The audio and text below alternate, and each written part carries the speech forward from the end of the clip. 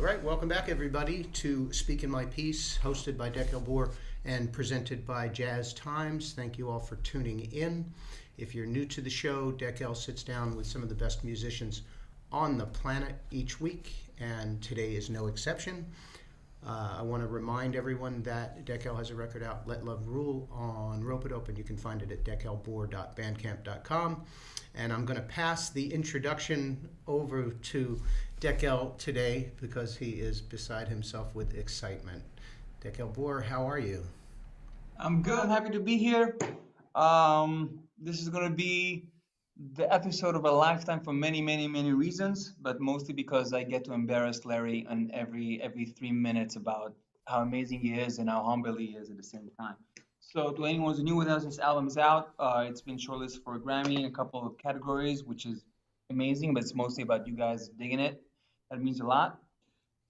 We have a tradition in jazz that we reach out to our mentors and to our heroes and some of our peers and ask for advice, which is basically what today is going to be about. The truth is that I've been asking Larry for advice for at least 50 to 20 years now, something like that.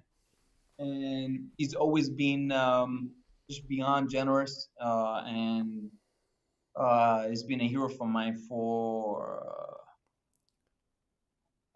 first time we met was 99 and Pat, he was in Israel with Pat, and I went backstage to say hello with my dad. I was like a teenager. I was beyond excited, as Louis said, and it was kind of an epic experience for me because they played, I think, for a couple nights. I went both nights, and yeah, and then I've been kind of stalking Larry ever since. I would come to almost any show that he would play in New York. Um, I remember the first time that I got the gig with Reggie Workman. I went to one of Larry's gigs and I said, "Hey, Larry, I'm playing with," because I kind of wanted to seem that I'm not just a stalker. I also play guitar, and that kind of led to a relationship. So, uh, without further ado, I'm not even going to introduce you because it's going to kill you with. Um, so, Larry, how are you? How's Rebecca? How are you guys doing? It's been quite a year. Yes, thank you, Dekel. Nice to be here with you and to share this time with you.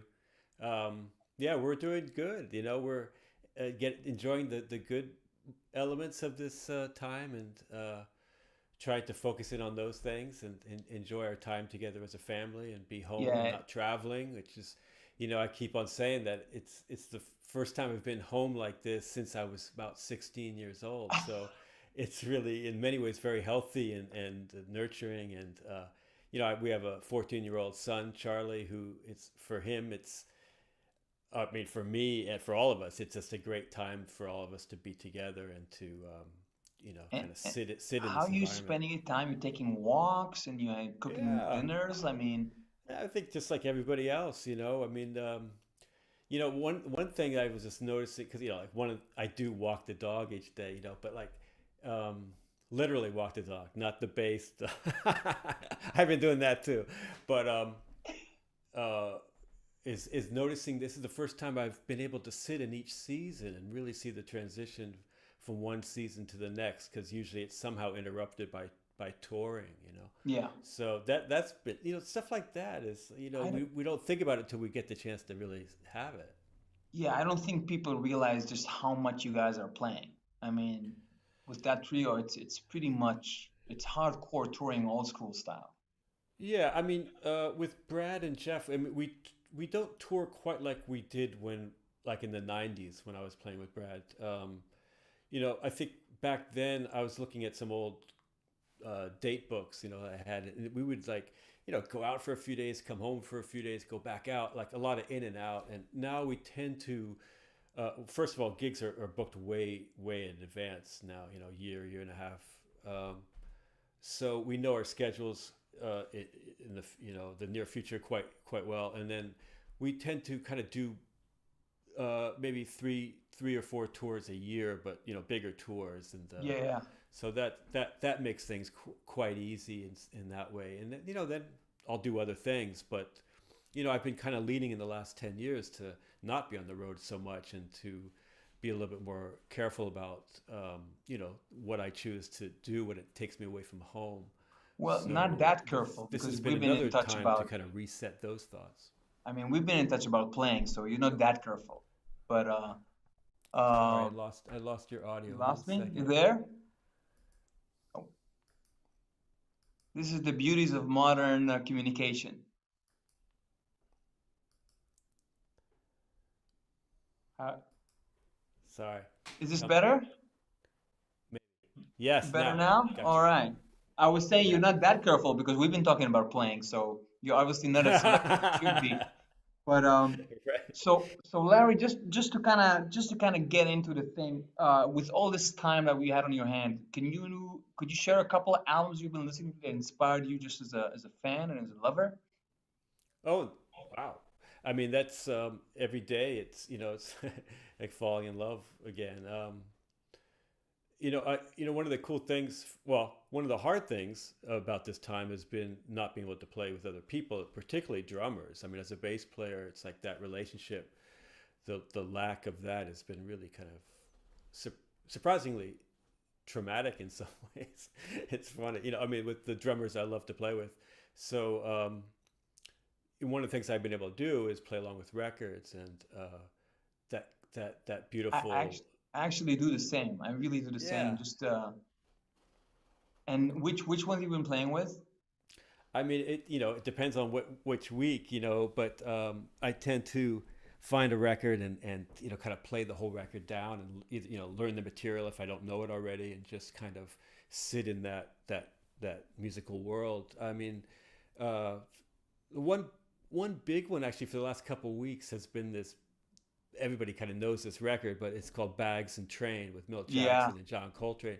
And I mean, it's great on so many levels, but also just sound wise, it's some of the best recorded.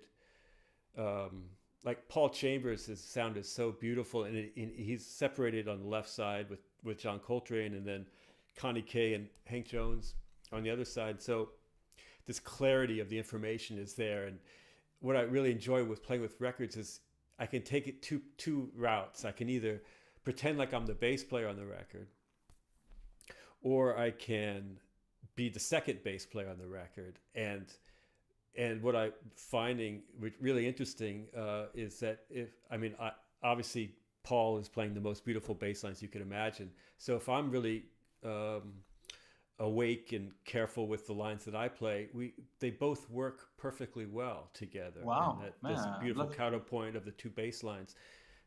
So it teaches me a lot about bass line construction, and how two voices in this nearly the same range can coexist. So Yeah, that's been great. I mean, also, sounds to sit with amazing. like Connie Kay, and I don't just there's so many elements of it, and also just to stay in shape, physically, keep my calluses, and be able to be ready when this is all over. I don't want to have to Yeah, start from scratch. But that's one. I mean, I try to just kind of wake up and see what motivates me that day, so that it's very fluid. I'm not. I I don't have a routine. You know, routine. I no, had a routine when I was 12. I guess is the last time. I kind of fluctuate a lot with how I move through the practice day. So it's kind of what I heard last night or something I just thought about while I was sleeping or whatever. But um, there's just kind of there's move one move with it. there's one thing I'll say about Train and Bags and that whole run at Atlantic, that almost that entire like string of records, they all sound amazing. I mean, it was so well recorded. So well recorded. And even I'm not a big CD guy, but even the CDs sound amazing. I mean, Uh huh. I mean Yeah. it's really so well mastered and so well mixed, and Yeah. he's really coming onto his own. It's a really super special time. I agree, and there's you have Rudy doing Prestige and Blue Note, and it's another sound, But Yeah, Atlantic, I don't know if Tom Dowd and different engineers, they really had their own thing, and it's equally warm and beautiful. yeah, yeah, yeah, it's Yeah, super strong. And so that kind of got me into a lot of Milt Jackson records that I hadn't quite really gotten in deep enough, and but then it's different, I listen to a lot of classical music. Not that I'm not really playing along with it so much sometimes, but what else? Yesterday I was listening to this King Curtis record with Jerry Jamot that ah, that very plays cool. some funky stuff with Bernard Purdy. I So, think you know, that's a it's big side of your thing that not always that people are not necessarily aware of. That you're like a huge groove guy. yeah. I mean, especially that era, you know, late 60s. Well, you know, from the mid 60s, you know, all Motown, all the Atlantic. Um, yeah, I love that music. I love those electric bass players. I love how hearing the relationship of them coming out of jazz with the bass Yeah. players and the drummers, you know, but those were, they weren't listening to rock bass players, you know, they listen to Ray Brown and Paul Chambers, and you know, so it's interesting for me to hear how that is manifested in their lines and the way that they phrase and the way that they, you know, fill up that space. And to me, you know, like I'm constantly trying to get my technique better on the bass and trying to allow the technique to make me more free on the instrument. And some of that process is taking electric bass stuff and transferring it over and trying to make it speak clearly and sit properly. And that some of that's a technical issue of finding the right fingering and finding the right phrasing, the length of notes, and where it is in the pocket. But I've always found that interesting. You know, even though I started on electric bass, I kind of put it aside fairly quickly. But I've always maintained a strong love for many great electric bass players. Yeah, yeah, I think it's super apparent, like especially in getting to know you over the years, from Jacko to Jared Gemont, and I mean, there's just so many people that I know that you're really like you really dig. But if we're talking about the instrument, I want to talk about this. I mean, Okay. first of all, I want to congratulate you. It's been out for a minute, but I keep feeling that it's a matter of like 15 years or 20 years to listen like in the pantheon of I think I've mentioned to you before, but I think this is such a masterpiece. It's such a landmark recording on so many levels.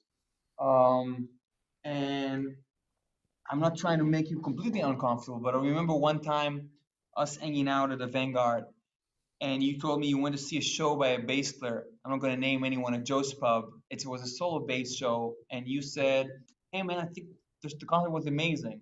And the other guy said, "Yes, it was amazing." And knowing you, I can imagine. I know that the experience is completely different for you. And I want to know about the experience of leading up to this. I mean, I'm imagining there was just so much mental and spiritual preparation on your side because there's this wholeness to this album as a musical statement that is it kind of rings a bell with the Bach cello suites in a way. It has a story to tell that it's of its own and holds on to its own. And I also think that it shows so many different sides of you that we don't get to see every day. Um, Oh, I some appreciate of those them are words. technical, but most of them are in sense of poetics and almost like culture. Hmm. So any light you wanna shed? What was the experience leading up to it? What made you Well, go for a solo bass album and not an all-star band thing? And I mean, there's so many beautiful elements to this.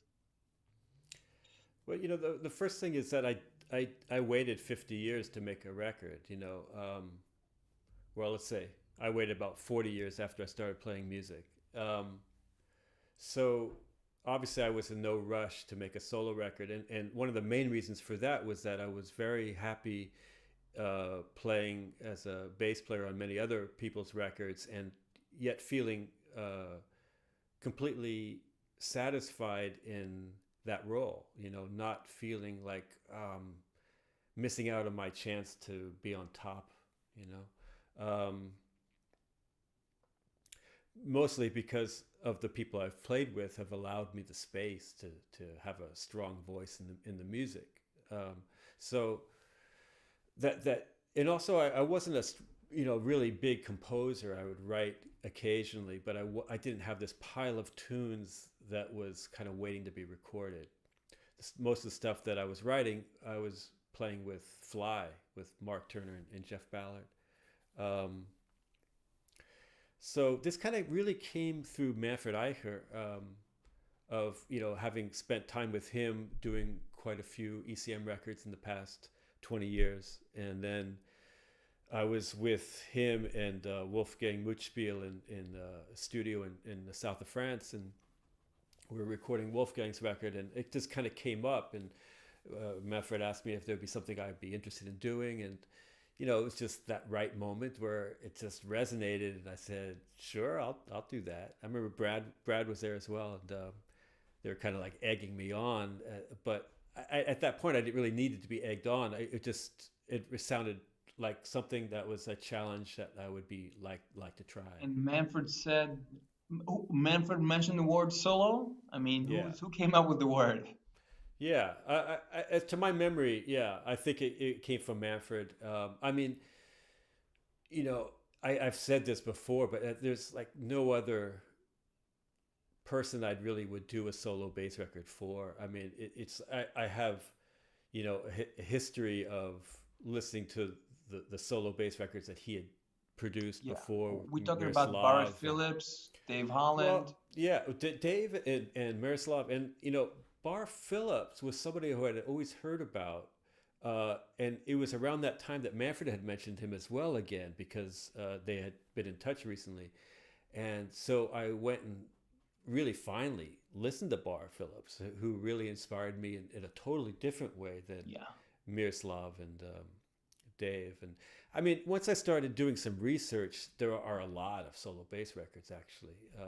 Not quite like this, but if we're Well, already yeah, speaking about Phillips, there's an album on ECM with Blay that it's unbelievable. I'll send you a couple of links. yeah, I don't know There's two that or one. three of them that are just out of this world. Yeah, no, he's a completely unique musician.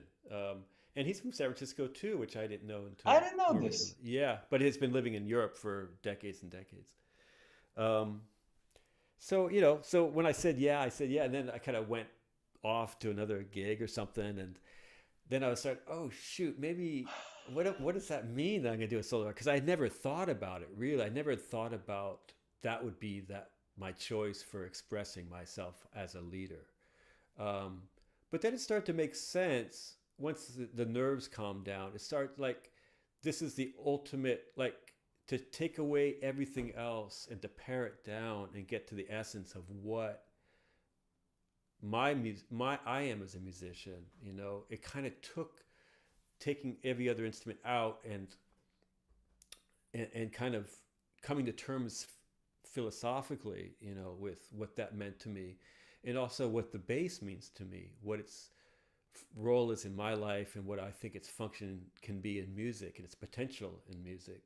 So it really, then I had like a year before I actually recorded it. So there was this kind of conceptual process that went on, and then a composition process, and then And what was the process like? Because I think I mentioned this to you that I'm working on an acoustic classical Bach thing, and just coming to terms with having just one voice of having to.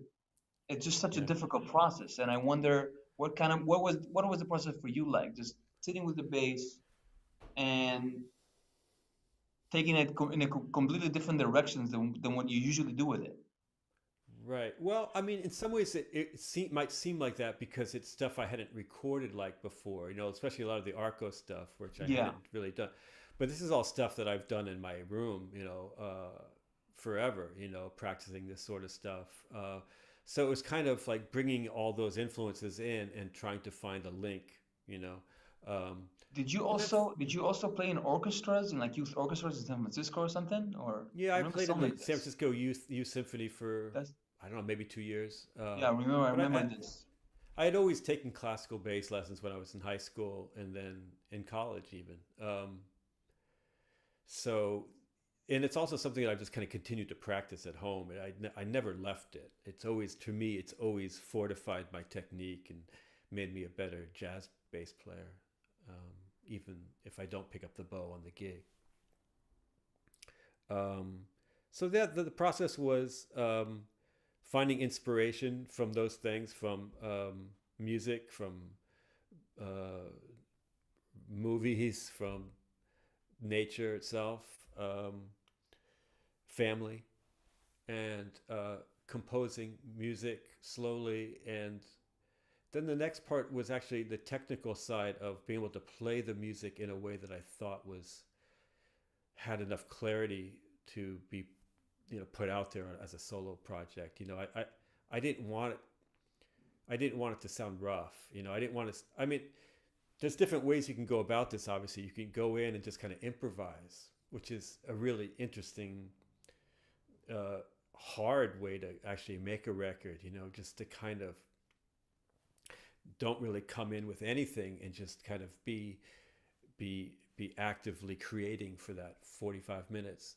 I think that would be a really interesting way to make a record too. I don't think I was really ready to do that. So I wanted to kind of a bit do both, like create material that was, some of it was through composed, but most of it had a lot of moments that would be, every time I played it would be different. And once I started doing it live after the record came out, that's really another chance to see that it's kind of a combination of both, like most jazz is, but a couple of the pieces were through composed, but I wanted the hopefully the magic that can come in the studio when everything feels good to be part of the making of the record as well.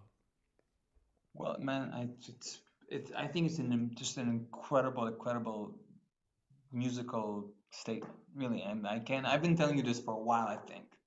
And it's just an amazing album on so many levels. And there's just so much beauty on it. And there's so much of who you are as a person, so much generosity and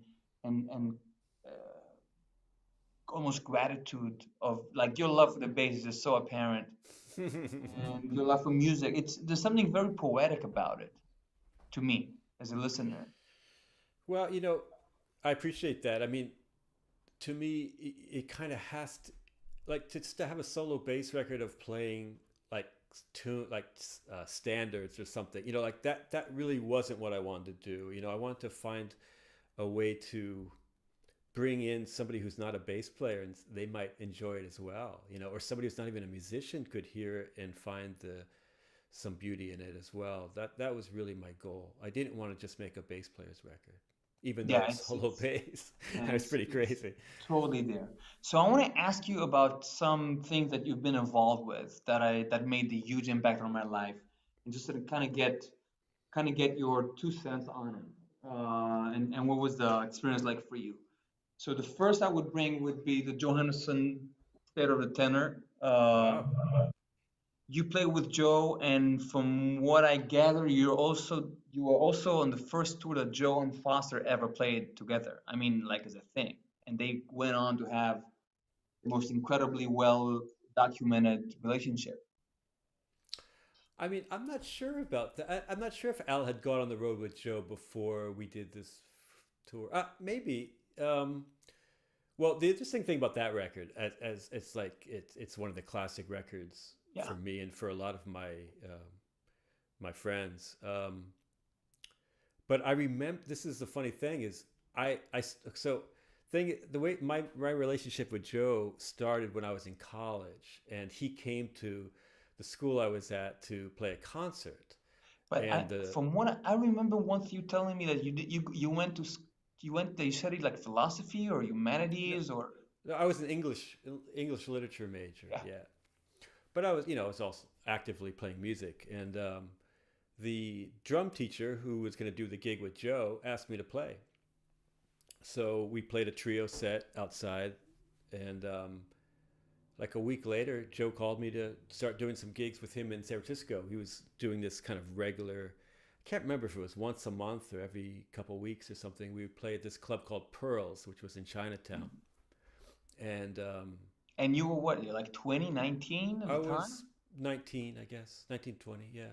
And it has to be an epic situation. I mean, it's like Johannesson. That has to be an epic. It's funny. When you're that young, you don't really... I did not think... it's... I say this but I should have been more scared than I was. I don't think I fully got the impact. I mean, I had been around a few really great musicians by that time already. People coming through town that would I get to play with, and definitely some of the great musicians living in San Francisco at that time. And around that same time, I kind of met Stan Getz and was playing with him a little bit. So in a way, I think I kind of assumed all musicians sounded that good. Everybody plays like drums. Right. But not really. I fully comprehended his badness and his mastery. He was also probably he was like at the top of his thing around Well, that that's what I time. was going to say. Exactly. So that when we started playing at Pearls, I remember him one week saying, "Oh, I'm going to go to New York and do this record at the Vanguard." And that was that. So I don't know what year that record is, but that's the time, This is 80, 85. 80s, 85. Yeah, right. Yeah, there That's you about go. that time. So, it's funny that record is really well, there's two volumes of records. Yeah. The material I think was really kind of handpicked by Don Sickler. Yeah. Uh, I think and Joe, but quite a few of those tunes he never played again, unfortunately, actually. But a few of those he kind of continued to play for the rest Which of his life. ones? That he continued to play? Well, let's see. Beatrice, Ask Me Now. What What else? prompted you guys to start doing Beatrice with Brad on trio? I mean, that's another unbelievable version. Well, that is just, when we do sound checks, we typically, unless we're like learning some new material, what we do is one of us will just call a tune and we'll just start playing it. And I can't remember, I think probably Brad called that tune and we started playing it and then it's like, oh, let's do it on the gig. Or maybe we didn't even say it, we just kind of happened to do it on the gig. So yeah, that's typically the trajectory for repertoire outside of originals. It's just stuff that we might have called on a sound check. Hmm. Just to get comfortable and play something different than what's on the set list. On the gig, yeah. Yeah, but yeah, I mean, going back to Joe, I mean, it was such a great experience on so many levels. But I think since I chose not to go to music school when I was going into college, I was extremely fortunate to have this education happening, kind of weekly, and it's now that I'm teaching, in a musical environment in college, I see even more how beneficial it was because it was really nonverbal education. I mean, every once in a while he might say something that I could take as literal advice, but either there was nothing said and it was all through the music, or if something was said, it was really in code and would take me months or years to figure out to decode it, Yeah.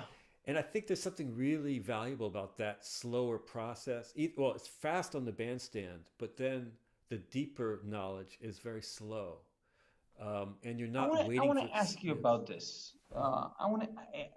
You really play with so many of the guys that never went to music school. I mean, um, and it seems to me that the generation before you, the couple generations before you, and your generation that learned through transcribing and through playing, and some lessons, it seems like people got closer to their own voice a lot earlier than my generation. I mean, it seemed, and this is something that we talk about a lot. I mean, a lot of my group in New York, like Logan Richardson, Aaron Parks, and it seems like it took us a minute to kind of, um, and it seems to me that there's something about music education that is not encouraging people to come up with voices that are as unique as it kind of seemed to be the mandate before then. I mean, if I look just on bass players from your generation, you guys are so different. Uh, Yeah, I think that's true. I mean, it's different now. I mean, I'll give you obviously an it's not something example. you. Yeah, okay. Um, if now that I'm playing with a lot of cats in Europe, everybody's trying to sound like you. I mean, it's almost like a joke. And I'm sure there's a huge compliment there, but I'm sure that if they would play in front of you, they would feel awkward playing a bad imitation of your thing. Well, Declan, I mean, the big thing though is even when I was a teenager, I tried to sound like other bass players. So I mean, it's part of the process is that you in order to learn your history. I mean, you learn your instrument and the history.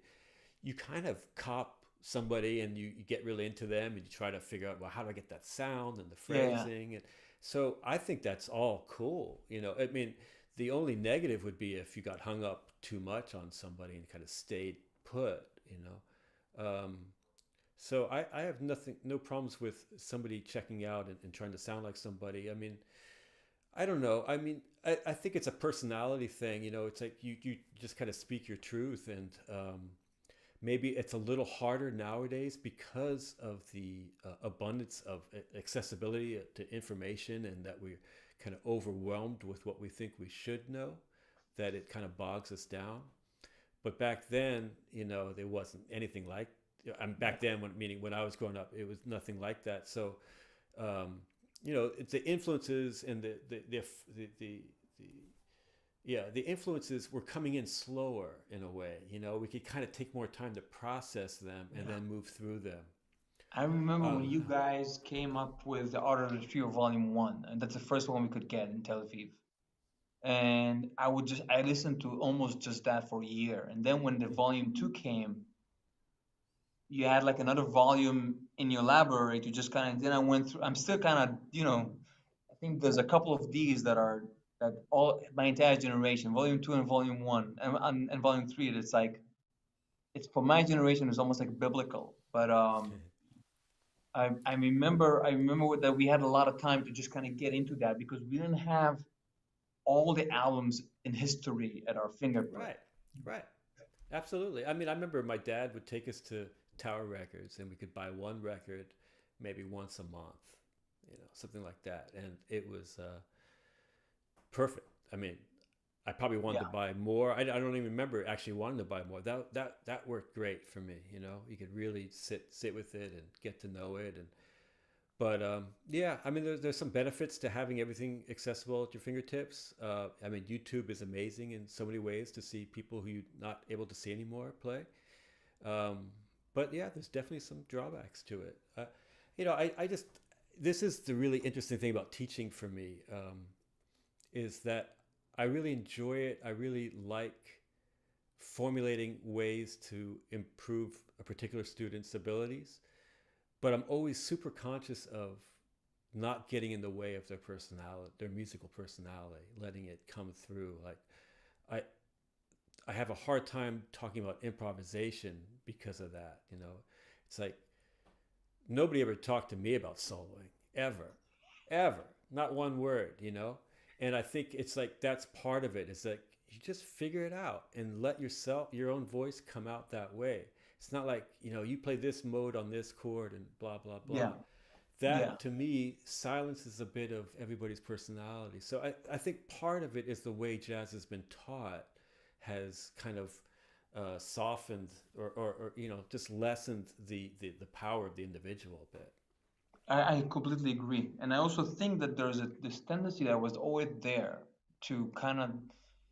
There's always a guy for each generation.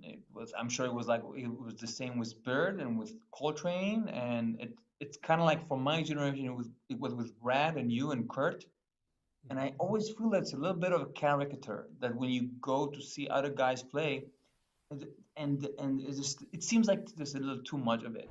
I mean, especially with people that have such a well, yeah, I'm not going to say anymore, but I you mean, know, I know what you mean, and that's why I myself personally continue to go backwards. I mean, I also am trying to stay awake in contemporary times and be aware of new players, and um, but I tend to go back and back because to my ears, that's what can be missing in contemporary music is this rhythmic connection that comes from the dance element of what jazz was, and I Yeah, don't and know. also and also the African social climate. I mean, just and I don't mean necessarily politically. I mean, I can imagine going to see Lee Morgan, just the vibe in the air would, I can imagine that it will feel a certain way. Or going to see West Montgomery, and I mean that's such a big cultural thing, or Cannibal. Sure. I mean, especially, that if you take on the political climate of that time, for Yeah. sure, for sure. And now we got our own political climate, it's different, Wow. but it's also, very powerful. But yeah, I mean, I try to encourage my students to have a natural uh, inclination towards, like, inquisitiveness towards the past, and Yeah. to hear somebody and just kind of naturally have the question of, well, where did that come from? You know, this, I think, is really healthy for eventually developing your own voice. Completely. So I'm going back to original voices. Um, I want to talk about Brad. I picked this one because the other ones would be a little bit of a cliche for me to put in front of you, and I'm also already putting way too much of yourself in front of yourself. So that trio has been, I mean, it's like the Beatles in jazz right now. And it's been like that for a while. I mean, it's really kind of unbelievable the impact that that band has. And I mean, I wonder what it's like from your seats. Like,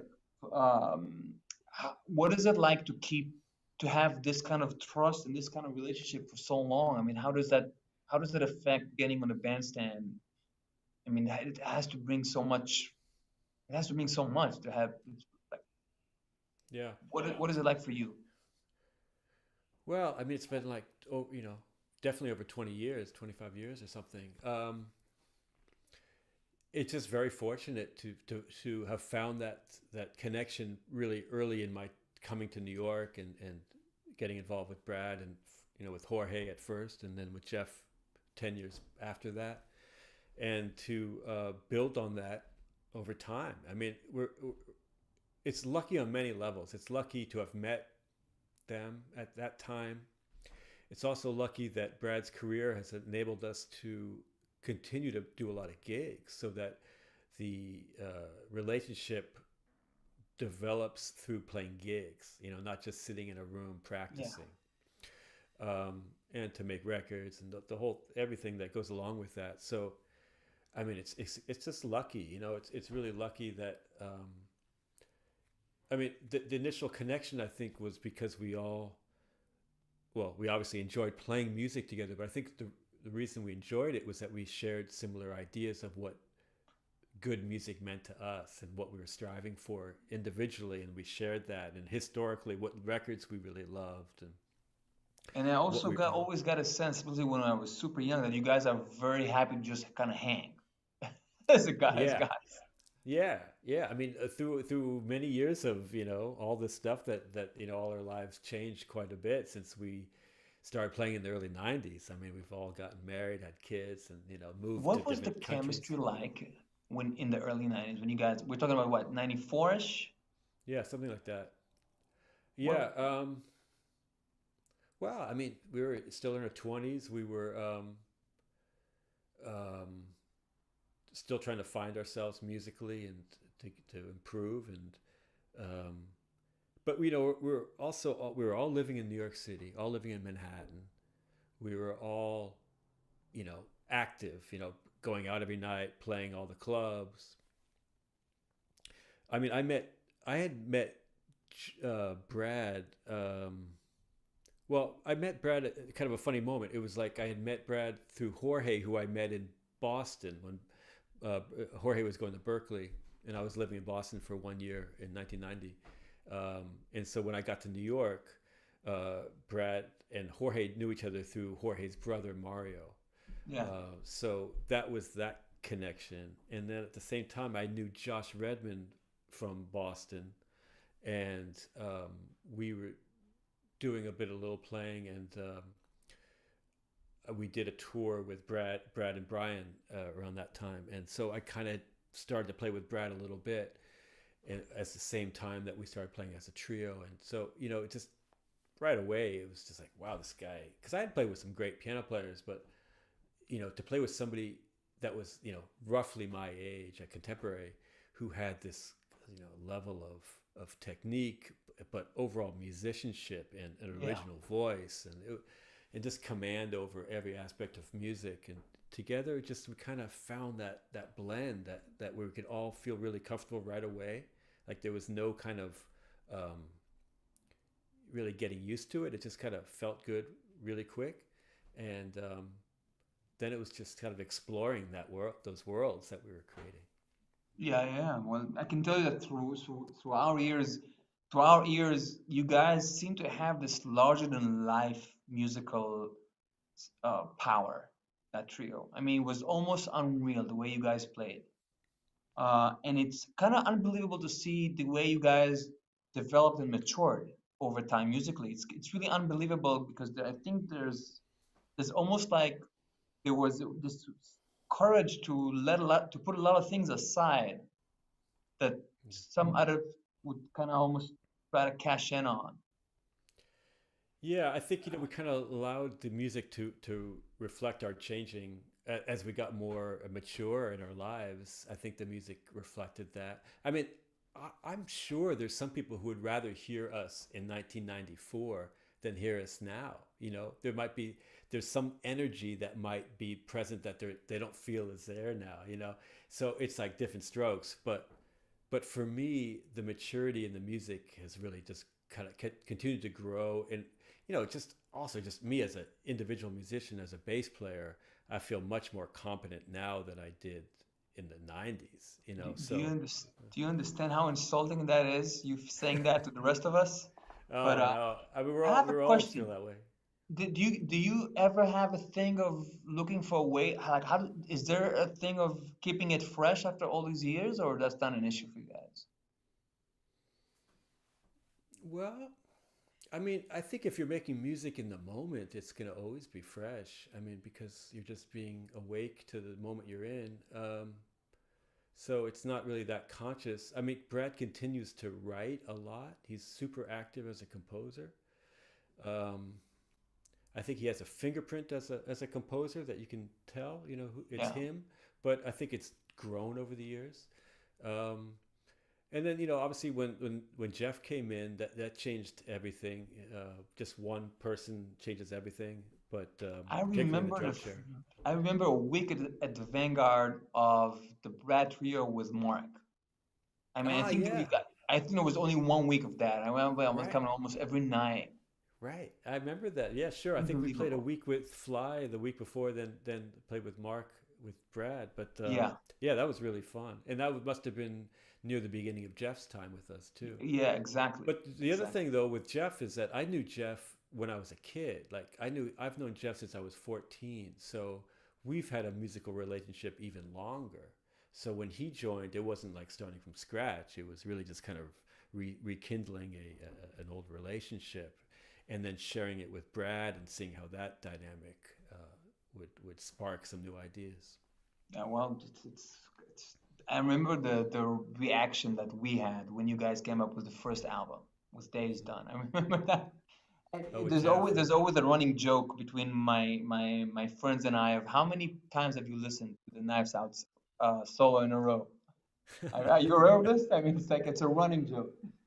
So, next, who do I have next? We could go both with this or with that, but I could go all day. There's Pat Metheny question and answer, and Oh there's yeah. Pat Metheny 8081. Um, I mean, those two albums that you guys did, 99, 2000, and Live, is easily among the greatest guitar trios of all time by far. I mean, easily. It's really unbelievable. And I also had a couple of bootlegs that were unbelievable. But Hmm. you guys toured heavily. I mean, it was a real band. It shows in the music. Um, and I, what was it like for you? I mean, were you like a kid? Were you like hip? You were probably hip to Bright Size Life and Question and Answer and and with the trio with Hayden and Higgins. Yes, yes, absolutely. I mean, especially rejoicing in 8081. Those were like um, really solid parts of my musical upbringing. Yeah, I mean, to be able to play with Pat at that time was really huge. I learned so much from him, and um, on many levels, but to play And with him in the anything you can share on that would be so much. well, I mean, he's such a complete musician. I think people know that already, but to experience it close up, like his he's just so serious about every aspect of the music, so tuned in. You can't help but kind of share some of that when you play with him and take it on as well. And just from every aspect of the set list to just the way tours were set up, where you'd be really playing constantly, or you wouldn't have many nights off. Let's say that. It's like if you could play, you would play, and there's something about that it's that doesn't happen so much. Even back then, that was kind of wow. That was not so typical in jazz circles, to have those type of tours and the stuff that builds up as a band because of that. But just also his compositions, of course, and there was just a lot of room, a lot of openness. It was kind of similar in a way to Brad's thing in that there wasn't much discussed. It wasn't like telling us what to do, what to play, or how to That's play. interesting. It's not always the Um, case. well, it's different, I think, with a trio. Or would it be with the group, With the or group. with a Yeah. bigger, But he larger also, band? I remember that you also once told me that that you were a catalyst for him in that trio, that like of starting the trio. I think you guys played with Brian for a minute. We did. We played a nice tour in the States with Brian, and we did a couple gigs even before that with Billy Drummond in Japan. That was the Ah, first time I had played with Pat was in Japan actually. So yeah, and then Bill I had a connection with already. I had played with him a lot around New York, um, and there was some strength to that trio. Like yeah. also with Bill, it's like there was some like a power. It was kind of a power trio. It was, it was, it really Yeah, was. and we could explore the full dynamics of music. Especially with the way Pat played too. It could be quite loud or it could be really soft. So we kind of to me that's the ultimate. I don't really have that so much these days of the louder side of music. I Yeah, I mean, can I guess I had imagine. it a bit with Hudson, with John Scofield and Jack DeJohnette and John Medeski. We would play But sometimes quite loud. but you were you touring with them a lot? I think I would see some other guys playing with them as well. Yeah, so I You were toured too with busy.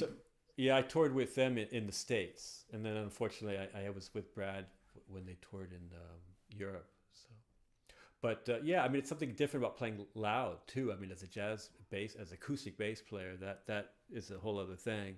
But with Pat, it was really broad dynamically, which I really enjoyed. It's yeah, it's also the choice of tunes and the tempos and the different guitars. It's really it was an unbel it was still is an unbel like every now and then you guys would do like a string or something. Yeah, He's really in a league of his own. Like, every time that I'm absolutely. watching, if I'm watching TV, sometimes I'm thinking that Pat is practicing right now and I should get to work. But Nice. but um so what else do I have? I want to talk about. I want to put any Coltrane album would work, but I wanted to take one of the later ones because I know they all had a huge impact on your musical personality. I mean, there's a relationship in the bass there. Well, yeah, I think you ask any jazz musician, that yeah, hopefully they would have the same effect. Yeah, I mean, just wow, we could have a whole hour about this, but I mean, it was definitely one of the first jazz groups I heard on record, and there was some connection with me and Jimmy Garrison right away, even right when I was beginning to play the acoustic bass coming from electric bass. Did you already have that huge sound like starting up? Like it was already a thing of having this. For me, Yeah. no, No, definitely not. I mean, my sound, it's developed over the time. And to tell you the truth, I didn't really work on my sound till I got to New York. There's a lot of things.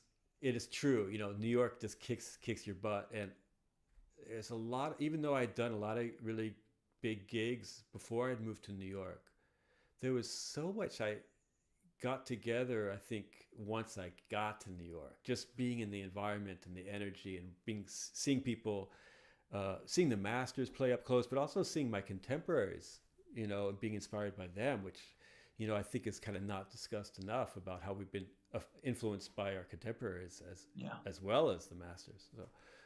So sound was one of those things. I think I didn't really seriously go deep into the research of it until I got to New York. But I could still appreciate great sounds back when I was 12, 13. I remember listening to Song of Praise, and hearing Jimmy's intro, and being really moved, and hearing Charlie Hayden play Song for Che with the First Liberation Band. And I almost pulled that today. I almost pulled that thing today. Yeah, those are some of the first records I heard. I remember it must have been when I was like in 7th or 8th grade, actually. So, it's funny when you think back that young. I didn't know anything about jazz. I didn't know anything about upright bass, but I would listen to them and really dig them. And they're kind of not necessarily avant-garde. I mean, even though they might be called that, but they're not easy listening either. But I think that's the thing. It's like each of our personalities, we're just drawn to certain things right away. It is avant-garde, but there's something so poetic about Train and about Hayden that it's just so strong. I really think that the Gleaners has that in spades. I mean, it's just you feel like someone is speaking to you, and I always felt. No, go ahead. Yeah, I really wanted to somehow comment on that influence by playing a tune of Train's, and I picked this song from the from the Meditation Suite because I find that whole record so poetic, and it's so open to doing it your own way, but you can't help but be influenced by the melody, which is so. I mean, that's the beautiful thing about all these guys, whether it's Charlie or Jimmy Garrison or Train or Lester Young or whoever. It's sound and it's emotion, and it's that's such purity of it that a 12-year-old could still see it. It like kind of hits you over the head if you're ready, if you're open to it.